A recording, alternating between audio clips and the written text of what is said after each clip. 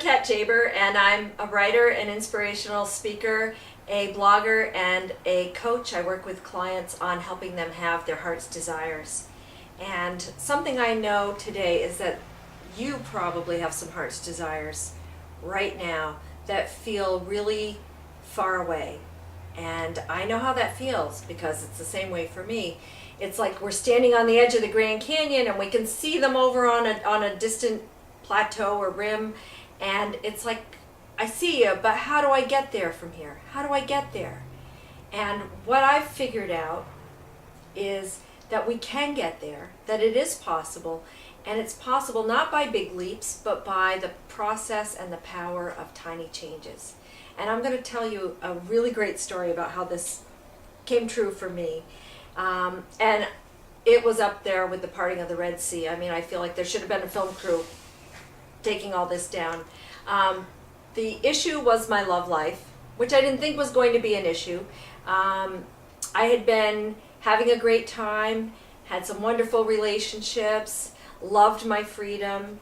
And then when I got to the point where I wanted to have somebody that I could share my life with and grow old, that's all I kept thinking was, let's grow old together. Not in a decrepit way, but in a really fun, enjoying the journey way.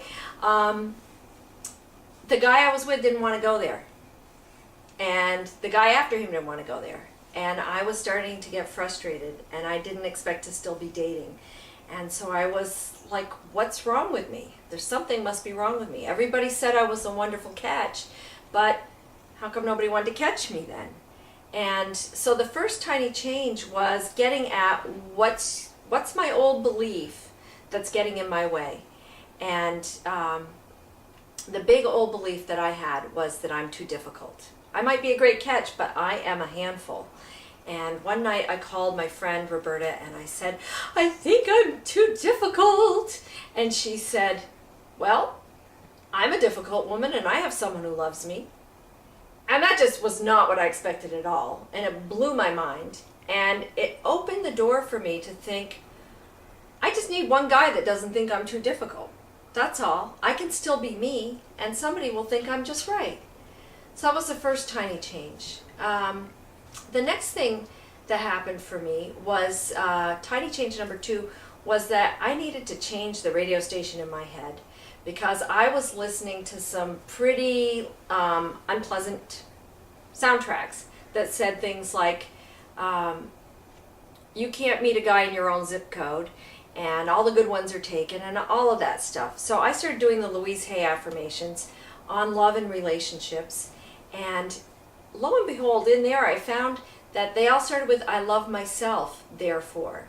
And so I had to work on this self-love thing, and self-love, as Louise described it, was you provide for yourself a good income. You don't wait for Mr. Right to bring it, and you provide for yourself a comfortable home. And so I started working on those things, and miracles started happening. I doubled and quadrupled my income in a year, and suddenly I could do things I wanted to do and not wait for somebody else to come and pay my way. The next tiny change that happened for me was the power of pretending.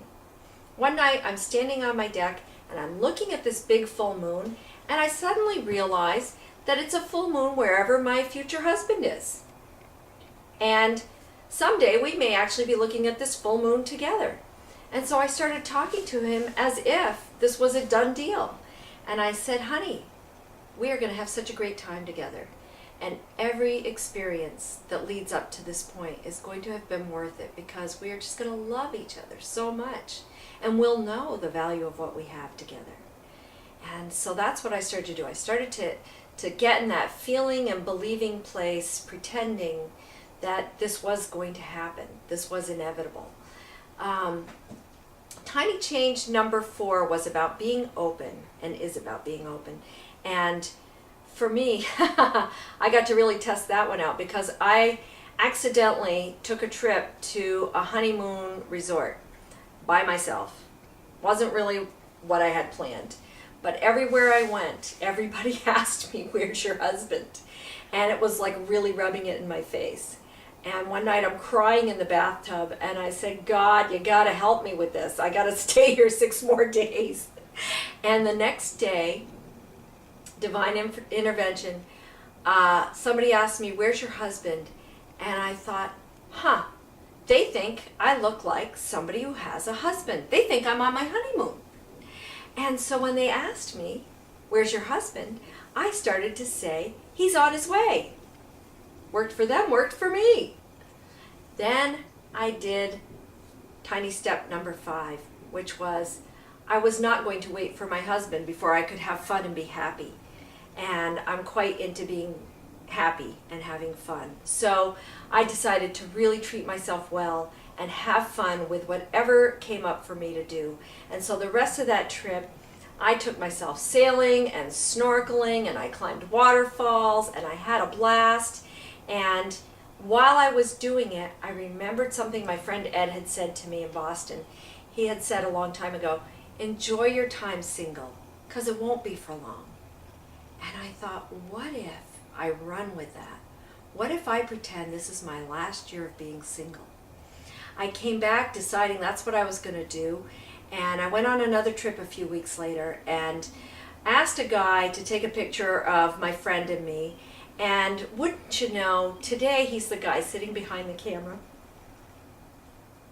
And he is my heart's desire. And we have had a wonderful time together, and we continue to. And I just want to tell you, if it can happen for me, it can happen for you.